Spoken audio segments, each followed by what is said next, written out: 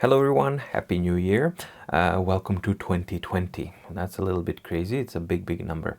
Anyway, I thought to hit off this year with a new video. Top 11 techniques, tips, tricks, I don't know what to call them, in Ableton Live to get better workflow, better results, better mixing and all of these kinds of things. Let's get going. Alright, so first one on the list, and for me I think the most important element for your mixing, and it's the most obvious but also unfortunately most overlooked. It's called gain staging. So what is gain staging? That's just making sure that while you're doing your chain of effects and processing of your tracks, that the signal that comes into each one of the devices and out of them is nicely balanced. What does that mean? Well, the ideal balance is like for any effect likes your out or likes the input to be around -6 dB. So that's something where you have enough headroom and you have enough signal strength for the algorithms or the circuitry to actually work. In the digital world, unfortunately, people usually forget about this, and that's a crucial thing, because basically what happens is if you're underfeeding the input or overfeeding it, which is most likely the case, you are not getting the optimal input. And if you just do that once, twice, 3 times, by the end of your effect chain or the device chain, your signal is completely ruined. That's going to affect your mix overall, and it's going to be that much harder to actually get crisp and good dynamics. And then you would just add some more stuff just to pump it, and you just end up with not a good sound. So there's a good thing to actually keep in mind, and I'm just going to show you a typical example, just a very simple thing. So basically, yeah, let's say that we have this drum loop. Yeah, so that's just a normal drum loop. And as it starts, already in the beginning, you can see that it's peaking at around -0.27 dB. And that's too high. For me, that's definitely too high. So what I would initially do immediately is either you have many options, you know, so maybe you would be tempted to go here and lower the volume in the sample itself, but I wouldn't really advise that because it's not that clean, and you might use a different sample, and you just want this control overall on your track itself. So basically that's why we have this awesome little guy in the audio effects called utility. So I'm just going to drop in the utility here, and I have my gain, right? So now when I press play, before I go into any of these guys, I'm just going to make sure that I'm hitting the levels where I would like it to be. So let's say that I'm around -6. Let's see what we get. There we go. So without touching my track volume or the track slider, and without affecting the sample volume itself, I'm starting to gain stage on the track, on the channel strip itself. So now I know that I'm going to be feeding a good -6 dB input into my EQ. And now if I go into the EQ, and let's say I do just some, I don't know, basic, let's cut some of the boominess out, maybe from around here. Yeah, this is where it starts. And maybe I just want to do some getting this out, and I don't know, I'm just doodling here. So let's say that this is what I finished, right? And let's say that at some point you said, I want to make my bass a little bit more boomy, right? So I'm just gonna give it some Q. I'm gonna match where the frequency is, give it some Q, and yeah, there we go. It's boomy, and it's kind of, that's what I want. Look at what happened to our output. It's raised by -2 dB, and we're no longer in the -6-ish optimum dB range. This is why it's important to actually look at this one, input and output. In each of these, you pretty much have that, and there's a reason why it's there. It's really, really important for you to kind of keep track of that. And most of the plugins have the ability to manage their output, or basically how much they're sending out, precisely because of the gain staging. So if your device or plugin has that, and most of them do, you will find them as gain or output or something like that. So let's say that now I'm gonna lower my gain that's going out of the EQ by -2, and maybe something like this, until I'm still around that -6 dB range that I do like. So let's go maybe like this. I'm not too concerned about the peaks, I'm just trying to get the meat to be, there we go, -6.5. All right, so now that works. The next one in range is basically, let's say that we're gonna feed it into multiband dynamics, and the same thing applies. So let's say that I'm just gonna lower the volume a little.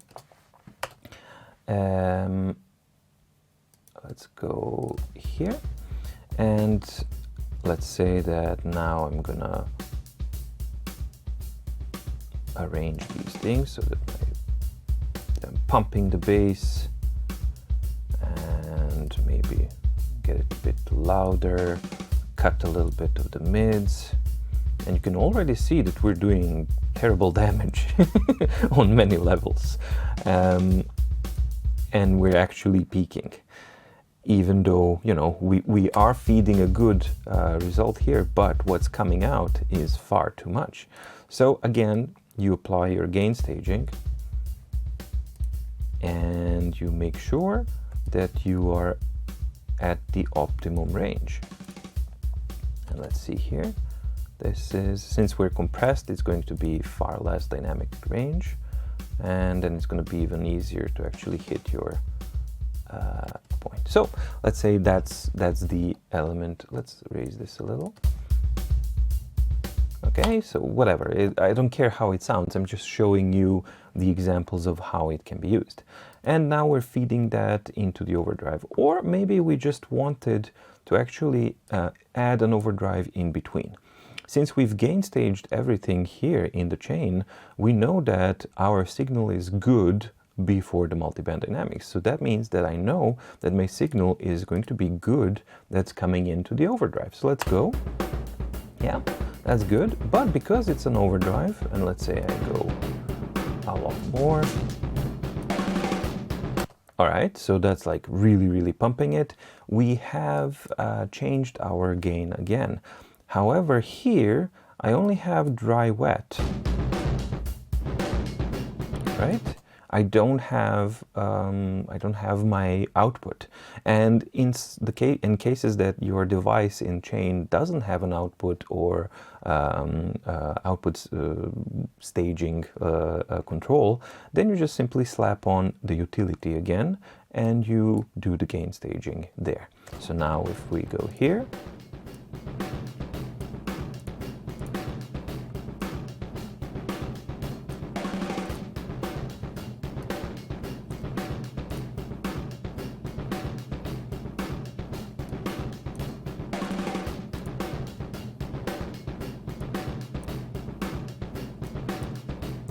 something like that.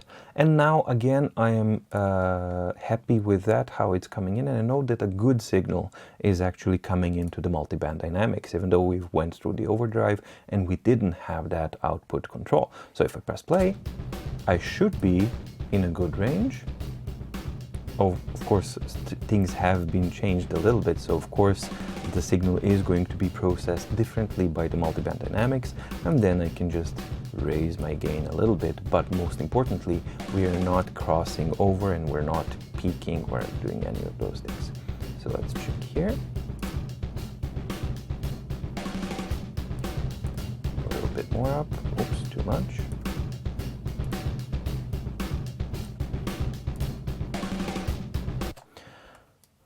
something like that. So basically that's your gain staging. Yes, it's a lot of work and it's something to keep in mind, but it's not actually a lot of work. It's just something to keep in mind. It turns into a lot of work if you don't think about it. But if you start your each track and you keep this in mind every single time for every single track that you're working on, then you are going to have a noticeable, really, really noticeable difference in your mixing quality and the results that you actually get. The second tip or whatever process, whatever you want to call it, that I think is incredibly useful, super, super common knowledge, but again, not used enough. And especially with the Ableton 10.1 update, we got a little bit of an improvement for certain things.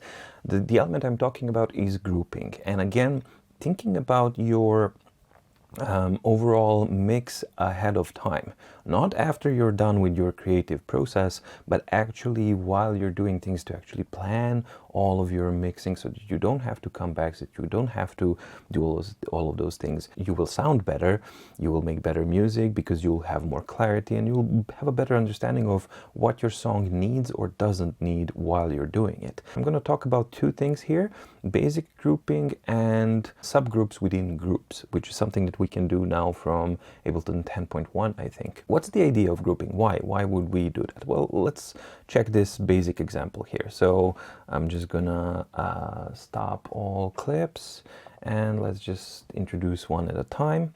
So if I have this clap loop, then I have my percussions loop, got percussions 2 loop, hi-hats, bass loop,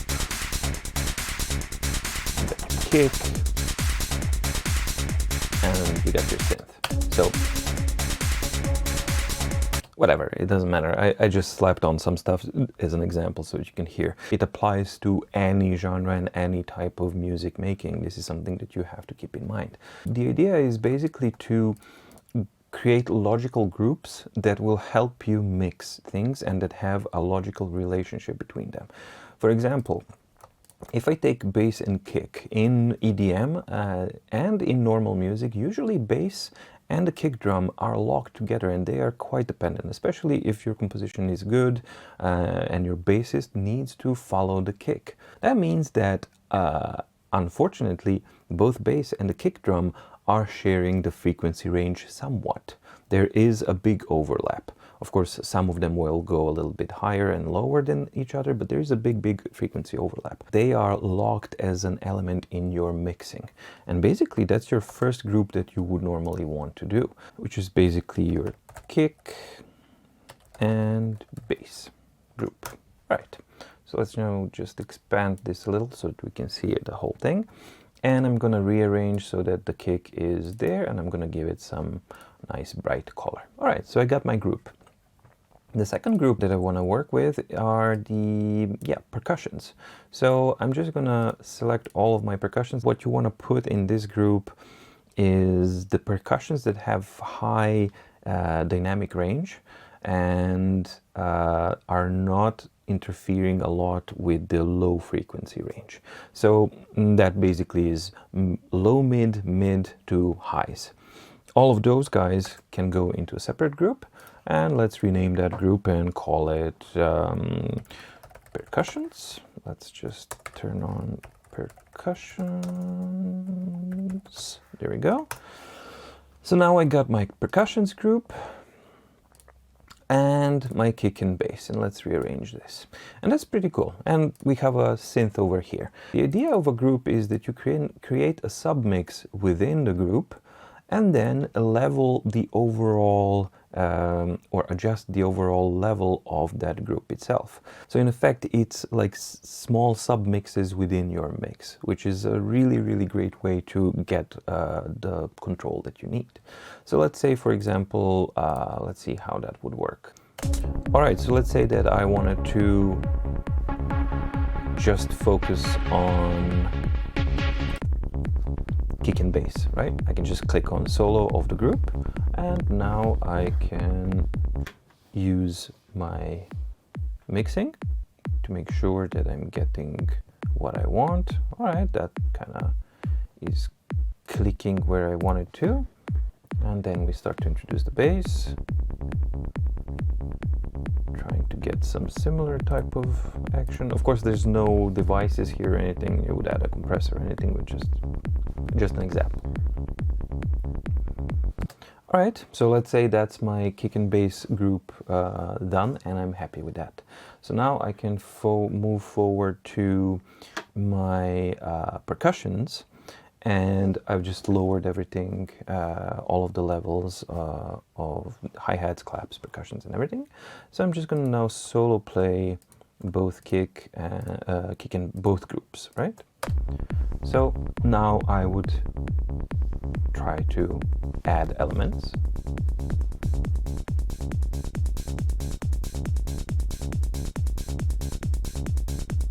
Okay.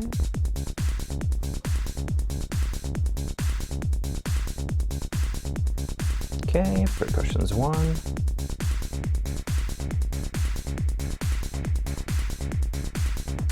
Percussions 2.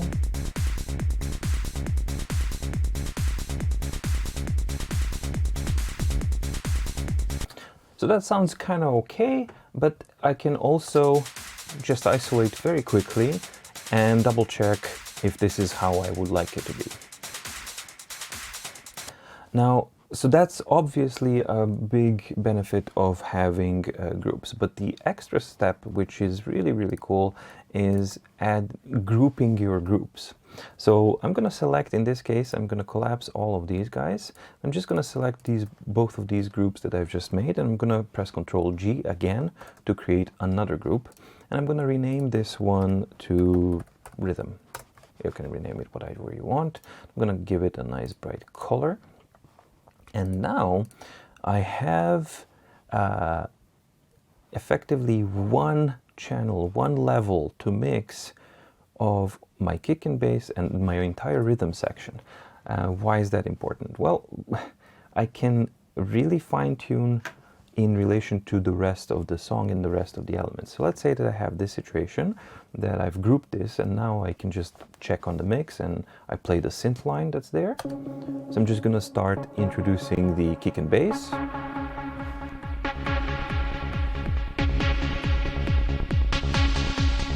Okay, I can see that my synth is way too high.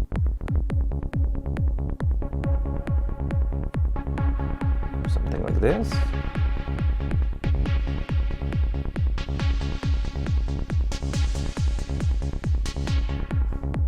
And then I can introduce the entire percussion section in context with the mix that's there.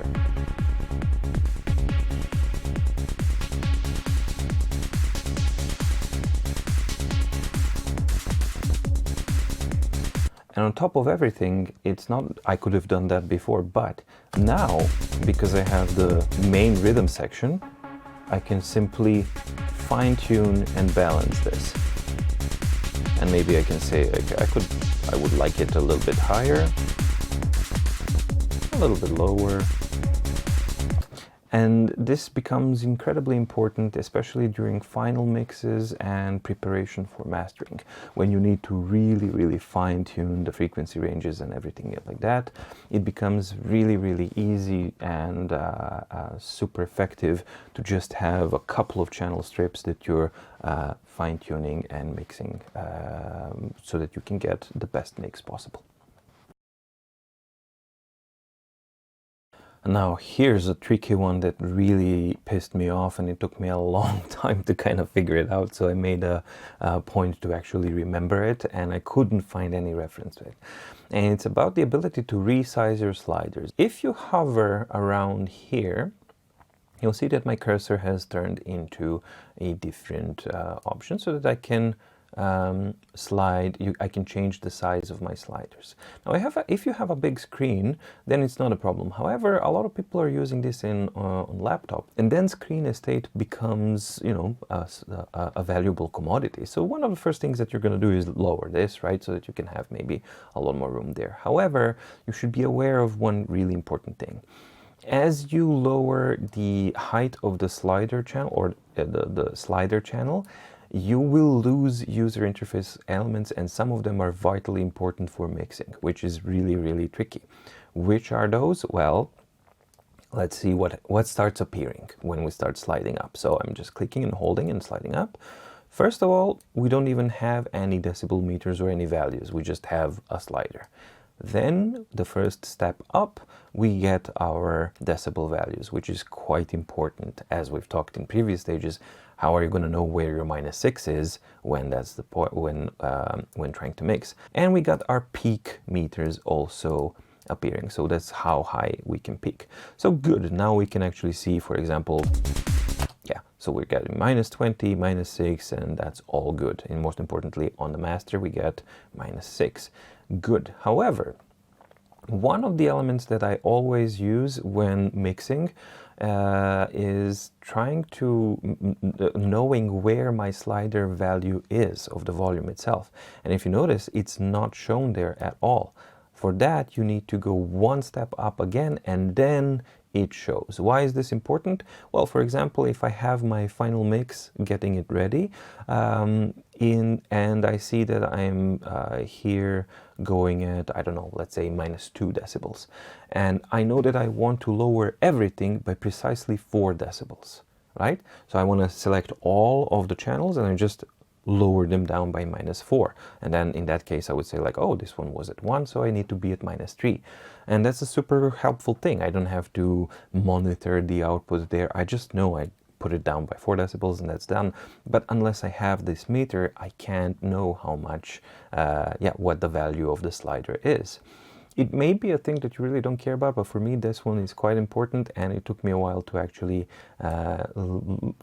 learn it properly, that this is where these guys are hiding, and it's a useful thing for me at least, and I hope some of you guys also find it useful. After that, you don't get anything else other than far more details in your values that are displayed here for the strips, which is again quite useful when doing mixing. So it's something to be aware of. Now the next thing is something that really depends on your setup, but unless you, if you have a dual screen setup at home, so for example a laptop and another screen, or you have 2 screens on your desktop that you're using for your audio, Ableton Live supports dual screen. So all you need to do is either go to Views and then Second Window, Control-Shift-W, and then you have your second window open. And this is incredibly useful in bigger arrangements and everything that you might be working, especially because you can see the arrangement and the track window at the same time. And with a tab button, you simply switch between the two. And it just makes a hell of a lot of sense and makes it a lot easier to have a complete overview of what's happening. So unless you were aware of that, or maybe, yep, you might find it useful, and I certainly do. Next tip is to draw your envelopes and control them via a straight line. Now this is something that you don't have usually. So for example, let's say that I just have these notes here. And remember, this can be anything. I'm just happen to use MIDI notes here. And let's say that I wanted to have every second note gradually building up to to the maximum level. There's no option here to just have it all ramp up. However, there is not a secret option, but a shortcut that you can use. If you press and hold Control button, or I guess Command on Mac, and now left click and drag, you will see this straight line. And I can just now go here, and now I get the selected ones gradually rising. Of course, this works for everything, and it just behaves normally. If you don't have anything selected, then it will affect everything. And if you do have a selection, then it will just affect the selected notes themselves, which is super handy and super quick to actually get that type of effect if you need it. And I quite often I do. I've noticed in several forums questions that can you open MIDI files, not MIDI clips, but MIDI files in Ableton Live? And you can, but there's one gotcha. If you just grab a MIDI file and you try and drag and drop it into Live, nothing will happen. It will not respond. If you go to File and you try to find an option to open it, you can't. You can just open Live Set, and there's no import function itself. The proper way to do it is you have to create a user folder here where your MIDI files will be. And once you have your user folder within Live itself, then a MIDI file does get recognized properly, and then you can simply drag and drop it into your projects, and it actually gets all of the tracks for you, and it works properly. It just works the way you would expect it to. The only catch is that you have to define the folder. You have to add the folder where your MIDI files are, or you can store MIDI files into a folder that's already defined here, and then you can drag and drop within Ableton Live, and it works perfectly. Depending on your work style and setup, you may find this one quite important, and that's the ability to save your default template. Why would you want to use this? Well, in my case, I'm using a lot of hardware synths, and I'm using software mainly as processing on the tracks themselves. My sources of sound are actually hardware devices, and I'm using external hardware effect units as well. That means that I have a really complicated setup of which are the inputs and outputs and MIDI channels and all of these kinds of things. It's a bit of a pain in the butt to set it up. It would be completely ridiculous to set it up every single time. So one of the things that you can definitely do is create your default setup or your studio setup that you want, so that every time you open a new project in Ableton Live, and when you open Ableton Live, that you open up with the setup that you want. It doesn't have to be connected to your hardware devices. It's just that you have your setup open up the way you want it to be, with the amount of return tracks that you want, what types of effects there, what types of effects on here and there, maybe groups, already pre-made groups and channel tracks, who knows, whatever your use may be. How do you do this? Well, you go to the Options, Preferences, and then you go to File Folder subsection, and then you have this first option is Save Current Set as Default. So you will first, this workflow is you first make the default set that you want, and then you just go to Options, Preferences, File Folder, click on Save, and this will save current scene as your default template, which will always open up from then on.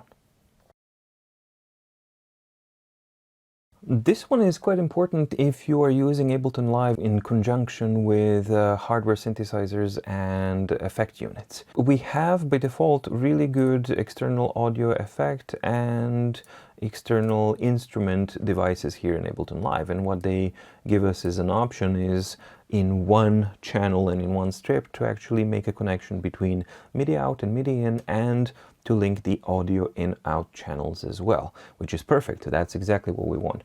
However, if you have a larger studio and you have more devices, it can be a bit of a pain in the butt to always rewire and set these things up. And ideally, what you want is an environment where you can just drag and drop your external hardware instrument or effect unit like you would any other software type. And you can definitely do that. And basically, all you need to do is you set up your effect external unit. So let's say that maybe this one will be connected to my Microlight port 1. I don't know by heart which one it's controlled. And I'm going to be using channels, audio channels 21 and 22. And let's say that that's my unit. I can now rename this to my test external, right? And once I'm done with the test external, I can save it. And you can save this as a preset or a pre-made device like you would normally. So you can either go, and you can see that already here I have quite a few of them. So I would just simply drag and drop it in there. I'm not going to do it because this is nicely organized. So let's say that I wanted to add my, I don't know, System 8 to the project. I would just go to External Instruments, and then I get my template or the preset for Roland System 8. Then I can add Waldorf Q, and I just add it there. And you add them like any other instrument, even though they're hardware. So yeah, of course it requires you to do the initial setup, but in this way you do it just once, and it doesn't apply only for instruments. If I go to external effects units, for example, if I wanted to put on my A return that I wanted to use my Eventide H9, I would just drag and drop it there, and maybe in B I would just use my Ensoniq DP4 and bam, it's there. The benefit of it is that they are named correctly, your channel is named correctly, you know exactly what's what, and it just saves a ton of time. So that's a super useful thing to do, and it's well worth the time and effort to put in every time you reorganize your studio and stuff like that, so that you can have both your templates and your presets for the units that you use always ready. This is a personal favorite of mine, and it's about enabling how to send your sends through sends. So basically enabling feedback loop on your sends and returns. Now, before I start showing this, a word of warning. You really do need to establish a form of control of your output when playing with feedback, because you can clip really easily, and this is especially important if you're dealing with hardware equipment and hardware effect processors.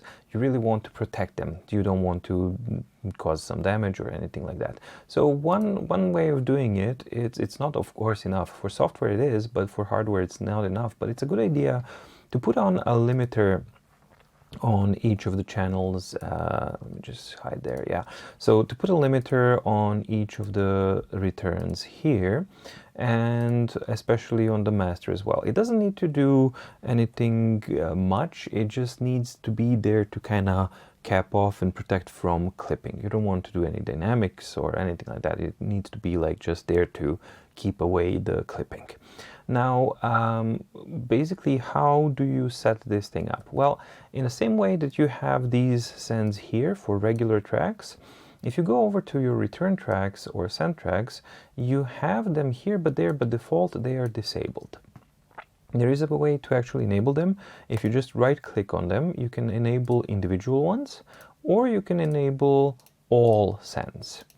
And you have individual control on which channel or which send return channel do you want to do that. So I'm just going to show you an example here. I'm going to talk you through what I'm doing so that you can hear what the potential fun aspect of this is. So let's get going now.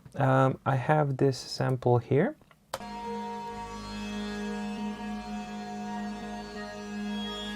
And I've just looped it. It's a nice kind of normal type of sample. And I got my Eventide H9 as send A, and I got a flanger of some sort on B. So if I add, for example, a little bit more like normally, you would get lovely reverb, right? And then you get to have your feedback flanger as well. However, what if I wanted to, for example, just listen to these guys? And for now, so we're not listening to the native sample anymore. We're just listening to what the H9 is doing and hearing. So before I start doing the feedback loop, I'm gonna just give you another idea here as well, which is basically that you can add also effects on top or after the chain as well, so that you can see what's what, and you can process your send channel additionally. So in this case, let's add an enigma, slow moving enigma here. Nice. And now, if I start turning in or dialing in the send A, what I'm going to be doing is I'm going to be feeding. Let's lower this a little so you can hear me better. I'm going to be feeding the processed H9 through Enigma. It's going to come back into H9 and it's going to process again and again and again and again. It's effectively creating a feedback loop. And you got to be careful when doing that, because a little goes a long way.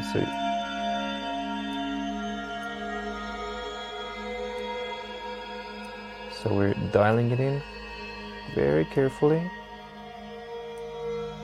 There we go, we're starting to have feedback.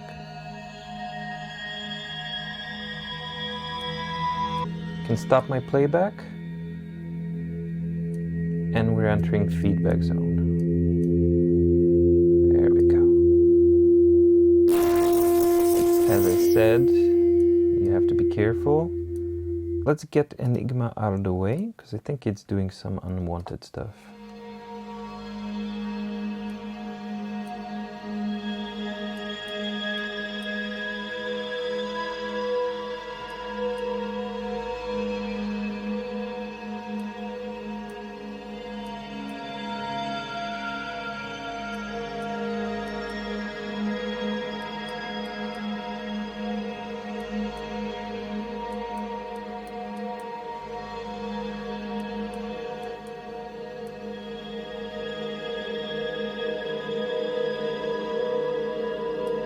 There we go.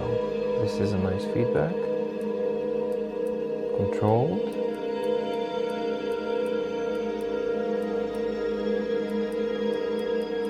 Whoa. Now I'm gonna add some flanger.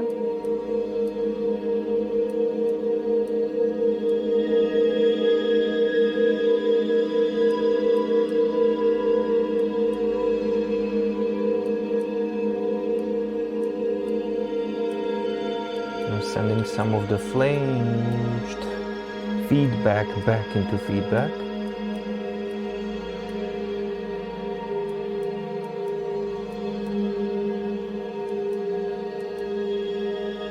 You can speed up the flanger a little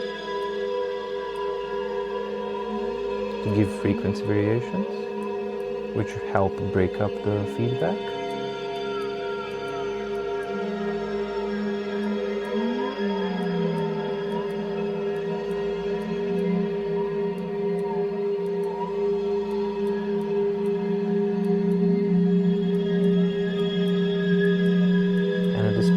I could even turn off the raw input and just balance the feedback.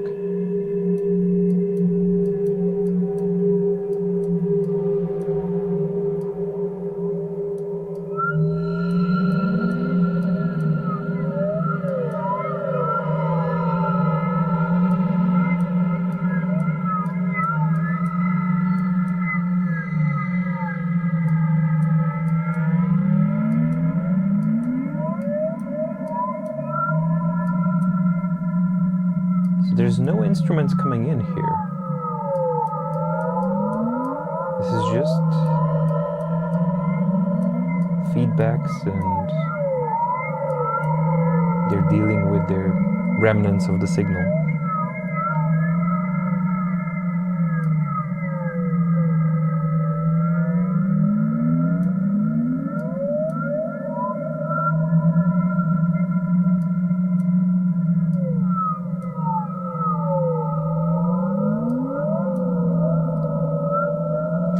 When you want to stop this, you have to remember the way to stop it. There's no playing or anything. You can easily panic. So what you want to do is simply turn everything off. And then they stop. That's my favorite really little tool, because it takes a little bit time to get used to it, but if you do, and when you do, you can then bounce that as an audio, and that's a really effective way to do sound design and get a really nice type of inspiration, or whatever it is that you may want to get. It's a fantastic way of generating new sounds, new atmospherics, and completely new way of and a completely creative way of creating amazing sounds. So I hope you enjoyed that one. This next one is quite important, especially because it prevents you to export your song. What I'm talking about is the pesky message of disk overloads, and this can happen, and I'm not talking about the one up here where your disk drive is, you know, overloaded. I'm talking about when you have a situation where everything is fine. You can play your project fine, you don't get any alarms, you don't get any red lights or anything like that, but you go to export your audio video. And for example, let's just start exporting here, and yeah, let's just name it whatever, skip, and around 4 or 5% here you will notice I should get one disk overload. All right, yeah, 6%. So, and this is just one of the disk overloads. And yeah, let me just move this out of the way. So yeah, at 6% I got one disk overload, and now it's just going to continue going, and by the end it's going to be like 7 disk overloads or something like that, and every time it's exactly the same. However, if I press play, everything will play fine, and the problem are the drivers in the Windows platform, and this is not going to be a solution to solve your driver problems. This is going to be a solution how to bypass them, like altogether, so that you don't have to deal with those issues. However, one of the requirements is that you need a lot of RAM, and you probably already know what I am talking about. So the idea is, once you select one of the clips, you have this button here that says RAM, and what this does is it loads your sample or clip or whatever into RAM directly. What that means is that we now are bypassing the hard drive access issues altogether, and it's all streamed directly from RAM. Ableton Live has this really cool option to smartly allow you to adjust multi-clip editing of the same type. And one thing that's important to keep in mind when doing this is that you have to have a multiple selection of only audio files. So if I select here, this is a MIDI clip and this is an audio file, and if I now shift click and have a multiple selection, and if I go to the default view or the detail view, the only thing I can change is the groove and the signature, because those are the only common attributes that MIDI and audio files share. However, if I go here and I select all of these, now I have the sample-based common attributes, and thankfully one of them is RAM. So I just need to select all of these, click on RAM, they are loaded into RAM. Before I start loading everything in, I just want to show you the initial state of the memory. So I'm just going to unload these guys, and let's see. So the initial state of memory before loading everything is now 10.3 gigabytes are in use. Or let's look at this one, 10 gigabytes in use, right? So let's now start loading these guys into RAM. I'm gonna load this. These are MIDI clips, these are audio, all the way down to here. So these go into RAM. Then again here, down to MIDI, also into RAM. MIDI, MIDI, MIDI, this is audio, all the way down to here, also into RAM. You wait a little bit so it speed loads up.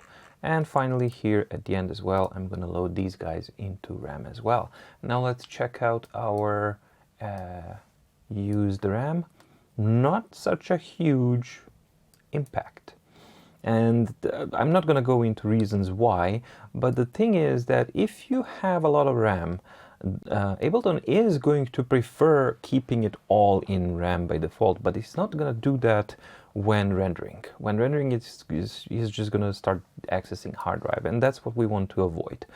One of the things to keep in mind is that if you do not have enough of RAM to load up everything in, then the alternative solution would be to actually monitor when your disk overloads happen, and to isolate which audio clips are giving you problems.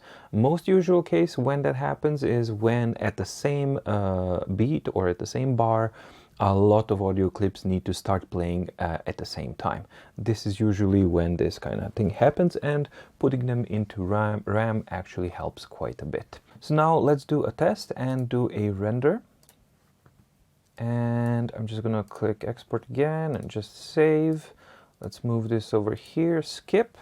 And last time it was around 6-ish%. So I'm just gonna wait here until we hit 6 and then see if we've eliminated our disk drive, our drive overload. So here we are, 7%, went through that 6% mark where we had a disk overload last time. This one, everything is clean, and which means that you will be able to export your track. Remember, if you get disk overloads, you cannot successfully export your track, and that's a huge, huge problem. So this is one way to actually overcome this really, really pesky issue. And finally, once you're done with your project, don't just save it. And especially if you're using whatever it is that you may be using, don't just use save. Just for future sake and to save yourself a lot of time, remember to use this function here, collect all and save. Because what that does do is, yeah, of course it creates a bigger file. However, it collects all of the samples from all of the places that you've used and puts them into one place so that they're always there. And then you can just simply move your folder, your project folder, to any place where you want. You can move your samples libraries wherever you want them to be, but the connection will not be broken. It will be just simply collected all into one place, placed into the samples category or the folder of your project, and it's always there.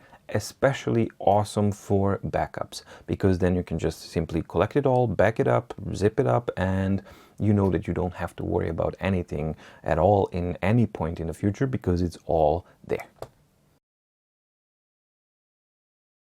I hope you found these tips and tricks or techniques useful, and that maybe that's going to help you get better results in your audio productions. That's all from me for now. Thank you for watching, and as always, if you like the video, please like and subscribe. That really does help a lot. See you next time. Bye.